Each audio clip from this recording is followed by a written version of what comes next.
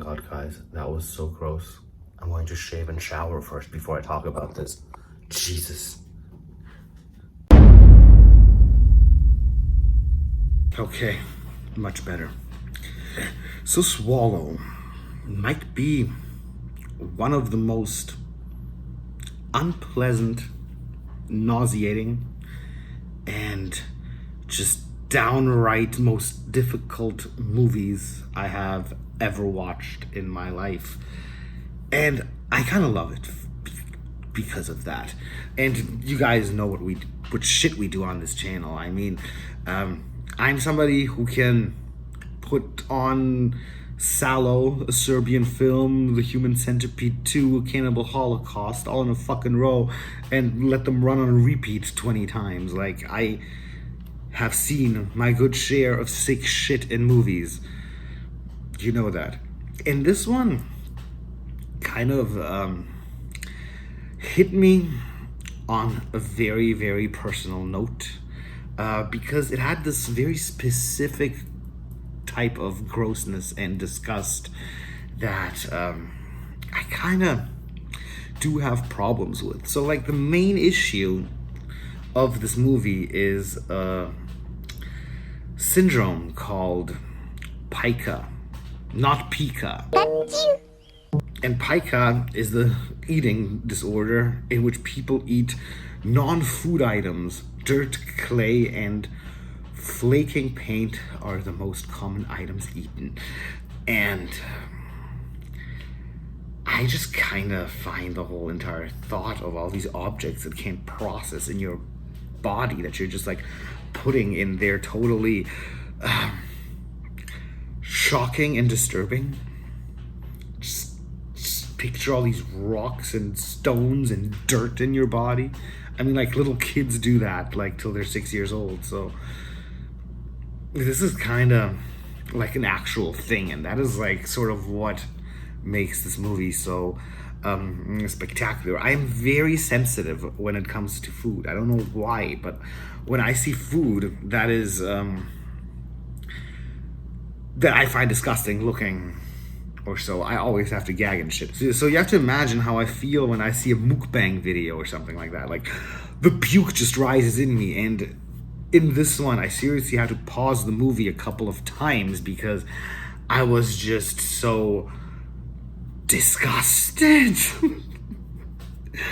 And this hardly happens to me at all. So generally, without this just being about an eating disorder, what is this movie about, you might ask me? And it's actually quite a simple story. We have a housewife called Hunter who gets married to a guy called Richie Conrad, and she's married into this totally rich family, and all she does all day is just like normal housewife work. She orders stuff for their new apartment, she cleans, she reads, she's just like living her best life, until one day she grows this fascination with eating things that are not food, like marbles. It starts with marbles, and then it goes on with a little nail, and it just keeps getting more and more extreme as the movie progresses.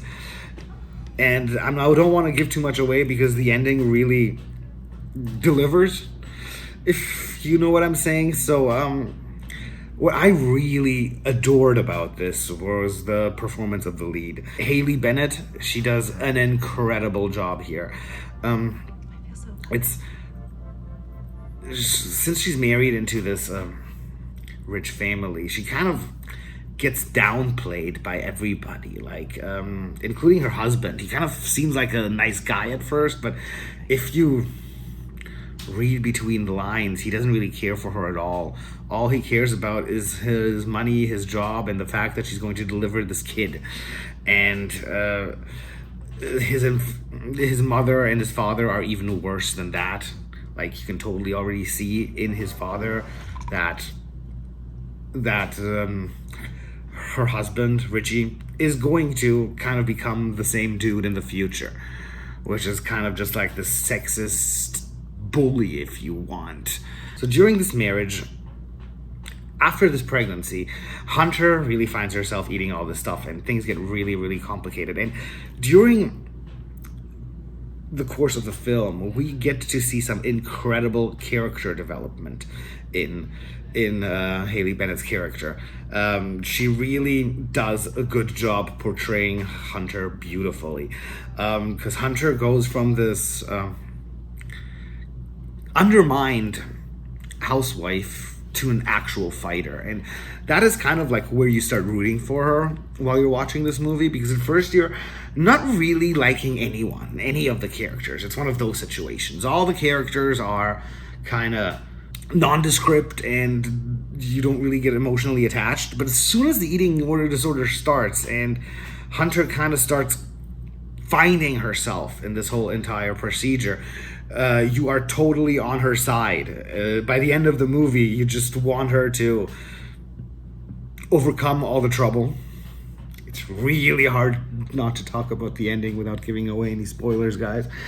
So I'm going to stop talking about plot. So what else I gotta say is the cinematography of this is very beautiful. Also, like, the pacing and generally the way the story is told, the way the film is generally presented, it reminded me very much of Yorgos Lanthimos, who did films like The Killing of a Sacred Deer, The Lobster, and even The Favorite. I see there being a lot of parallels between his work and the work of Carlo Mirabella Davis, who made Swallow. I don't know if the parallels were, if there was any kind of inspiration, or if these are just two directors with a similar style, but I generally love what is going on here. And while we're on the subject of Carlo Mirabella Davis, this is like his first film as a writer and a director. So far, he's been just generally producing stuff and just like making one or the other short, and seems to be his first real feature film. This was a political thing for him. He went in this with some really political intentions of like things that he wanted to portray and statements that he wanted to make. Well, the idea for Swallow came from my grandmother, who was a homemaker in the 1950s in an unhappy marriage, who developed various rituals of control. She was an obsessive hand washer, and she would go through 4 bars of soap a day and 12 bottles of rubbing alcohol a week. And I think it was a way to find order in a life that she felt increasingly powerless in. And my grandfather, at the advice of the doctors, put her into a mental institution where she received electroshock therapy, insulin shock therapy, and non-consensual lobotomy. And she lost her sense of taste and smell. And I always felt that there was something punitive about how she was being treated, that she was being punished in a way for not living up to society's expectations of what they felt a wife or a mother should be, and for being different. And I wanted to make a film about that. But hand washing is not very cinematic, you know? So I remember seeing a photograph of all the objects inside the stomach of someone who had pica that had been surgically removed and put on a table. And I was fascinated. She does not see a connection at first between the pregnancy and the swallowing of the pica. I don't think she sees them as related in her conscious mind. In her unconscious mind, yes.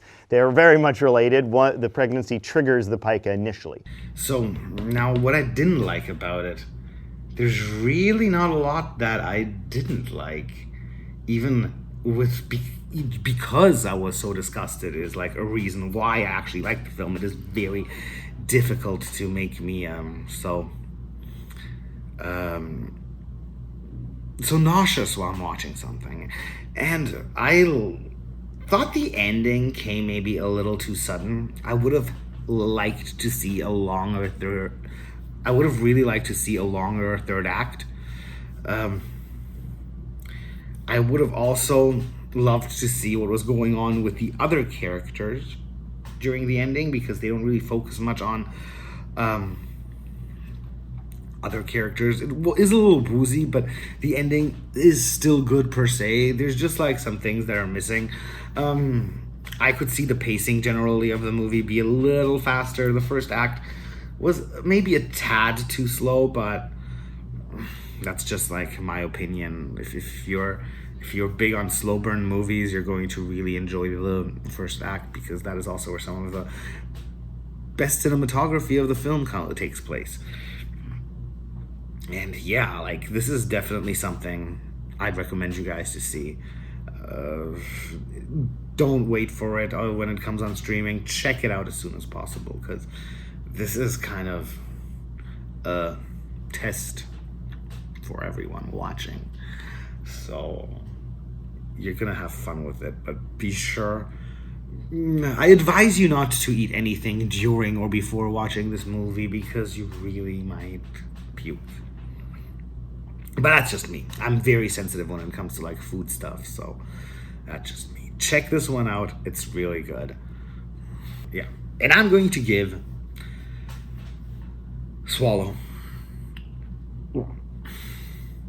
a 7 to 8 out of 10. I'm not sure yet. I'm more leaning towards an 8. But let's say 7 to 8 for now. I did something unexpected today.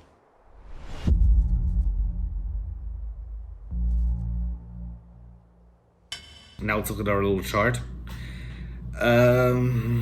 Swallow has done an impact on our chart, as you see.